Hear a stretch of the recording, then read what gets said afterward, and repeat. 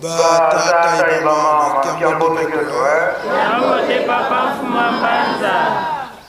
Awe Tukolele, Yote papa ele. Beto Letezi. Kongo ya tata ya mwana pe tata molu mosanto. Tolandi mate na biso na kati na ndako ya Nzambe ndenge bauti kote ya biso. Walande dile na biso ya bomoi bapesi biso yango nde ekobatela biso moi mobimba. Baprogramme nyonso mpe lingomba akoki biso nyonso tolandi malamu. Yango nde tokolanda mpe kosalela.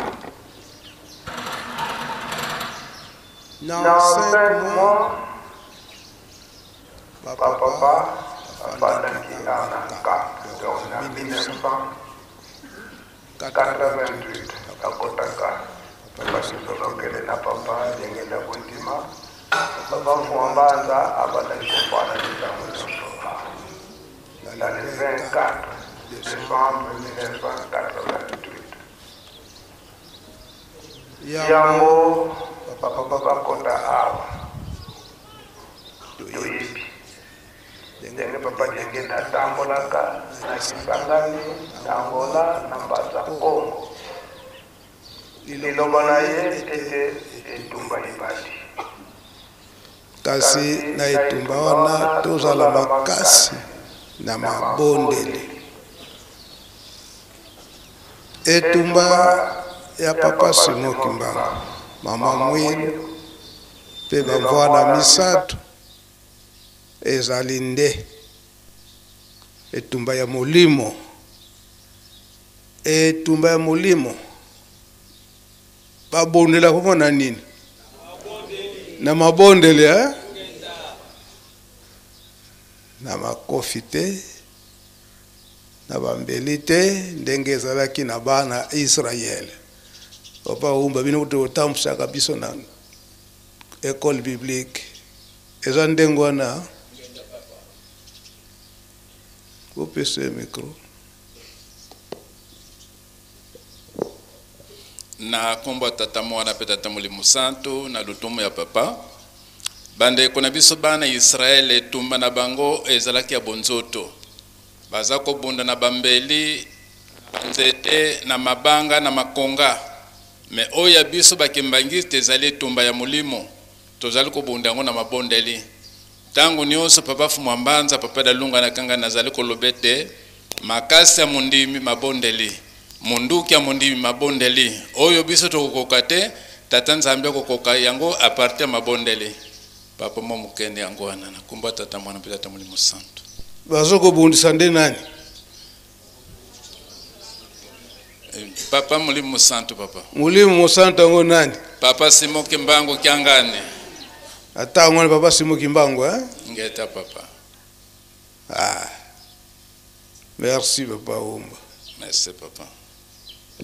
Yango tango na le 25 décembre 1988 on a accident à bana Juteki. Et Salemi papa balobiete bitumba yango tolobaki yango yebandi lokola ezali nde tokobundaka ngo na mabondeli yango mbuma eyaki kobotama na soirée spirituelle. Papa babimisi soirée spirituelle tolandaka mingi maloba ba papa surtout papa denge na kontima poete Yerusalem etongama temple ebanda na 1972 na le 17 juillet bafongolaka retraite nyonso wana elakisete mabondeli na 89 wana nde soirée spirituelle ebimaki mabondeli makasi wana nini kobunda etumba tata Molimo Santo tata Simon Kimbangu poete afanda na esika na ye na mokili mobimba eyebana ete tata Simon Kimbangu yende nani? Mosantu. Yango nde tolandaka maloba ya papa Simon Kimbangu Kiangani na le 12 octobre l'an 2001 ete batata yebisaki ete abunda etumba wana ya kolakisa mokili mobimba ete tata Simon Kimbangu ede tata Molimo Mosantu.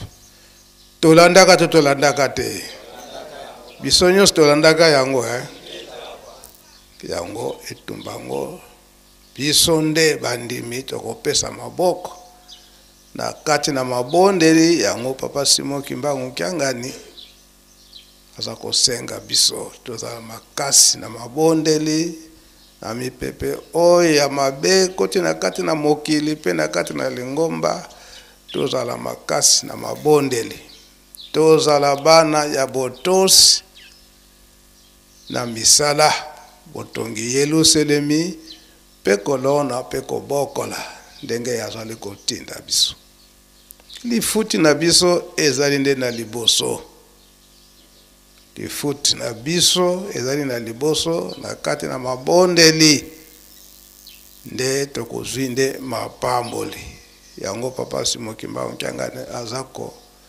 te ya biso mikolo nyonso tozala makasi na mabondeli botongi Yelusalemi botongi lingomba esika tozali pe tomipesa mingi na kolona pe kobokola pe kolanda makambo nyonso misato oyo batata batikelaki biso ya kati na bolingo mibeko pe misala esi tolandi programme na biso na tongo ya lelo tozala ntsinsani batata na bamama ndenge tomipesa na kaka 15 minutes po ete tokowela ngonga pokala mingi te 9h yango tokende kopema moke na 10h tozongi awa pona kozwa programme ya beko lelo beko ezali vendredi chaque vendredi tozalaka na beko programme wande kutokolanda tosilisi botongo lelo onkombo tata mwana pe tata Molimo Mosantu. Amen.